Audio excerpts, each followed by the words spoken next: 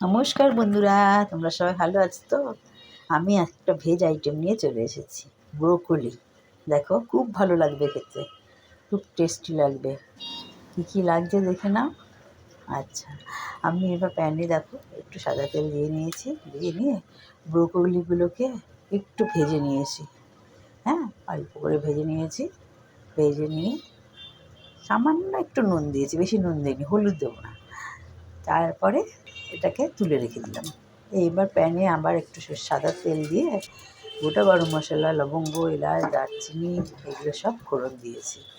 ফোড়ন দিয়ে যেই গন্ধ ছাড়বে তখন আদা আর কাঁচা লঙ্কা পেস্ট করে রেখেছিলাম সেটা দিয়ে দিলাম। আর যেহেতু একটু ছিটকেবে আদাতে, সেই জন্য আমি একটু নুন দিয়ে দিলাম অল্প করে। নিয়ে একটু নাড়ছি, যেই আদাটার কাঁচা গন্ধটা ছেড়ে দেবে, কাঁচা গন্ধটা থাকবে না, তখন কিশমিশটা দিয়ে দেবো। কিশমিশটা দিয়ে একটু ভালো করে নাড়ব। নেড়ে তারপরে আমি যে রেখে দিয়েছিলাম পোস্ত বেটে রেখে দিয়েছিলাম, সেইটা আমি দিয়ে দিলাম। পোস্তটা দিয়ে আমি একটু নেড়ে এর মধ্যে আমি রেখে দিয়েছিলাম ফেটানোর টক দইটা ফেটিয়ে রেখেছিলাম, এই টক দইটা আমি দিয়ে দেবো। এই যে টক দইটা দিয়ে দিলাম, দিয়ে আবার একটু ভালো করে কষাবো। এবার টক দইটা দিয়ে যখন কষাবো তখন ওর মধ্যে চিনি দেবো না, গুড় দেবো। গুড় দিয়ে একটু কষাবো ভালো করে।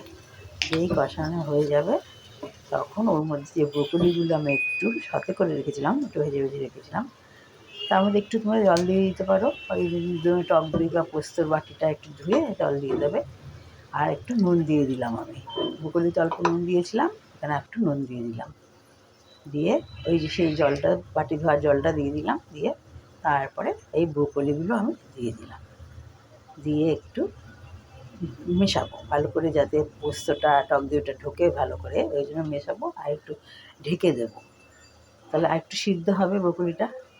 সিদ্ধ হয়ে গেলে তখন আমি এটাকে নামিয়ে দেবো। তোমরা পারলে একটু ঘি ছড়িয়ে দিতে পারো, আমি এখানে ঘি দিইনি। হ্যাঁ, তো ঘি ছড়িয়ে দিতে পারবে। আচ্ছা, এই দেখো আমার হয়ে গেল ব্রোকলি। এই দেখো, বাই, ভালো